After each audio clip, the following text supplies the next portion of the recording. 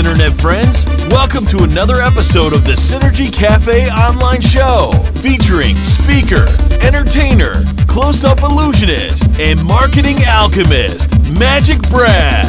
It's the Internet lifestyle show about career, finance, relationships, spirituality, and wellness. We're moving the online chatter over to real-life activity. And now, please welcome your host of Synergy Cafe, MagicBrad.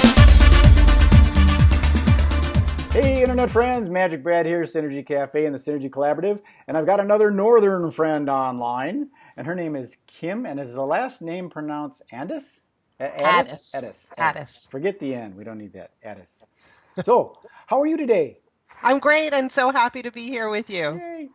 So I don't do these too long because people have that valuable commodity of time. We've only got a limited amount, so we zip them out just to get people to know who you are, what you do, and all that kind of stuff. So the first thing is, who are you? You've got parents, kids, ducks. What are you? Who the heck are you? Well, I'm Kim Ades. I live in Toronto. I am remarried with 5 children, so it's the Brady Bunch kind of concept. And those children now have girlfriends, and I mean, it's just a revolving door around here. I own a coaching company. I have a team of coaches across North America, and we coach the highly driven population, you can say, and we use a very interesting and unique technique to do that.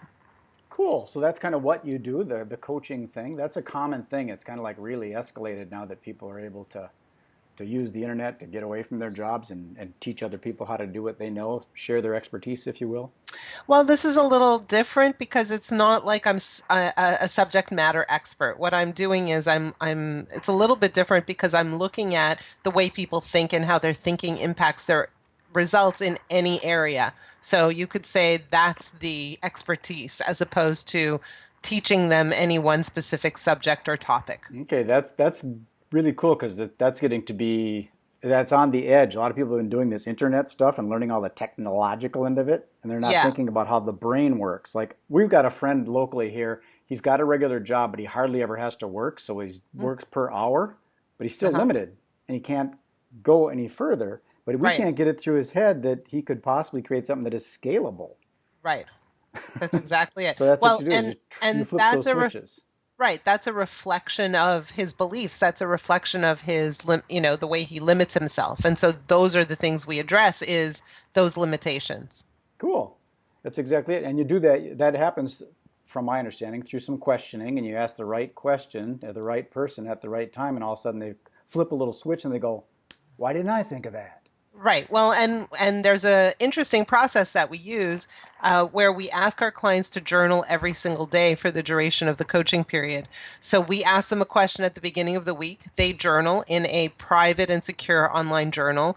And then that journal goes to one of the coaches or their coach who reads in response to the journal. So they're in contact with their journal every single day. So it's very intense. It's very intimate.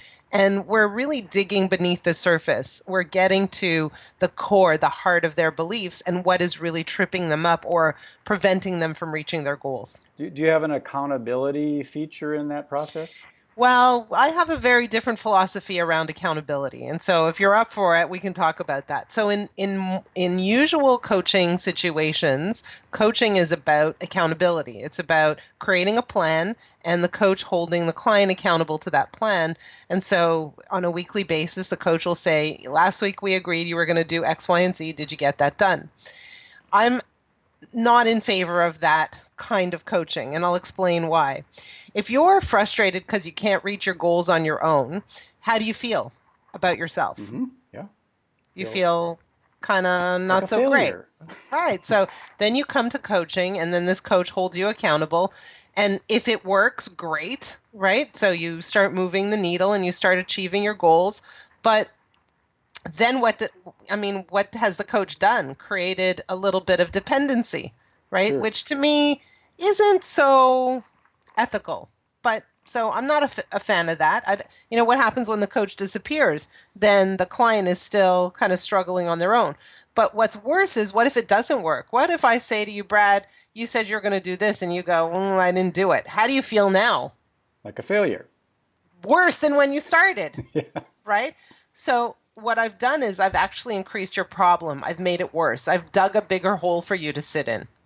And that's the worst thing a coach could ever do. So the model of accountability and coaching, to me, is at best unethical and at worst really detrimental. So I don't work with that model in place. What I do is I build a really, really solid, intimate, close relationship so that the client can expose anything they want. And we work through those things. So who am I that you should be answering to me? I'm nobody. What I need to do is help you find a way to be accountable to you, not to me. So Totally. that's my goal. Right? Totally. So it's a different perspective, right? Yeah, the person ends up having their own self-guilt and says, you know what, I shouldn't be guilty. I should just do what I'm supposed to do. Exactly. Yeah, cool. We don't have time for guilt. I like that. There's a guy over in the UK that talks about solutions focused. Rather than looking at a problem and fixing the problem, he says, hell with the problem. We're just going to go on a solution and find out what works. So, right, exactly. 2 thumbs up. Thank you. So one of my questions I like to ask is sort of a 2-part thing. When are you at your optimal, when you like to work personally, and then when do you do your work, AM or PM? I am probably most optimal in the mornings. Yeah, probably.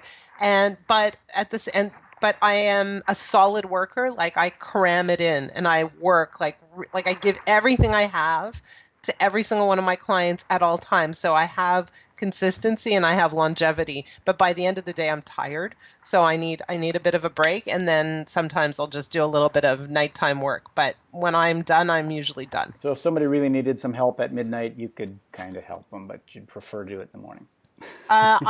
So I read and respond to journals in the evenings, but normally at midnight I'm in bed, I'm asleep. See ya. Okay. Good night.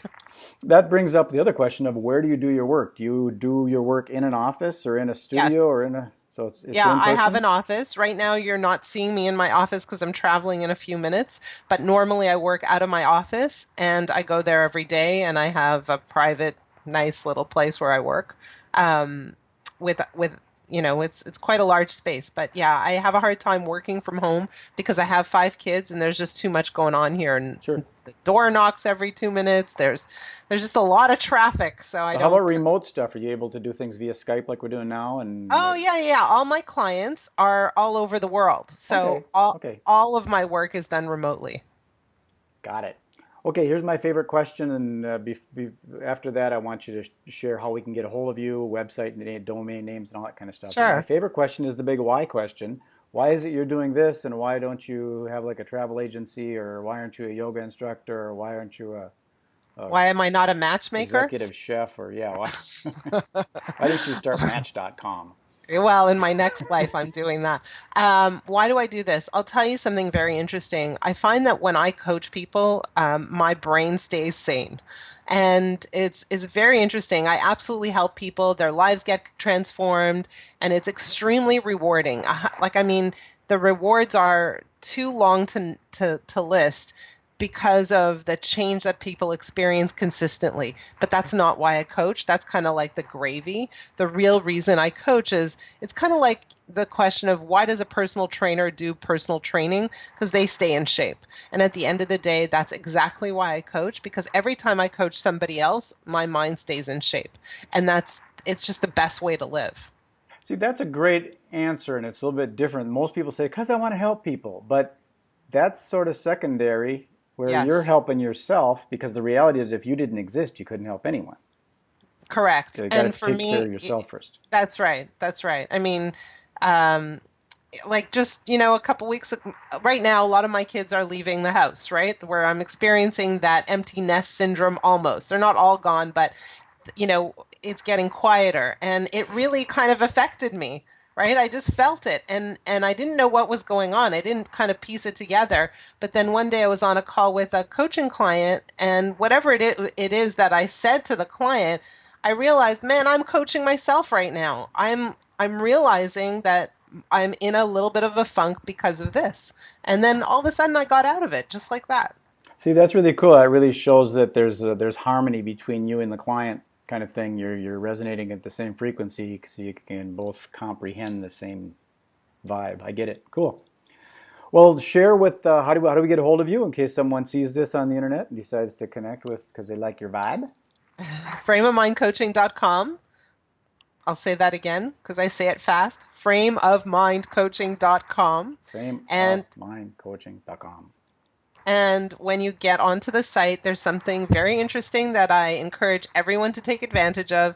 And it's a different kind of assessment. It's not the kind of assessment where it spits out a report or a color or a sign or anything like that. But it's an assessment that asks you a series of questions, including journaling questions. And sometimes I feel that if you can start to ask yourself the right questions, that's a wonderful starting point for doing your own personal work. And what's amazing about this process is those questions go to a coach who then reaches out to you to go over them with you. Some people have said that one conversation has been profoundly life-changing. So I encourage everybody to take advantage of that and go through the questions and speak with a coach about that. Perfect. Yeah, Tony Robbins says something about that. If you're not getting the right answers, you're not asking the right questions, kind of thing. Correct. Got it. Okay, I'm going to let you get on to your travels and have a wonderful time with your friends and family and flying around the world and all that kind of stuff. I will Thank beam you so this much. up and then reconnect that with you and get things out to the universe. Awesome. It was so great to meet you. Be well. Thank you. Thank you.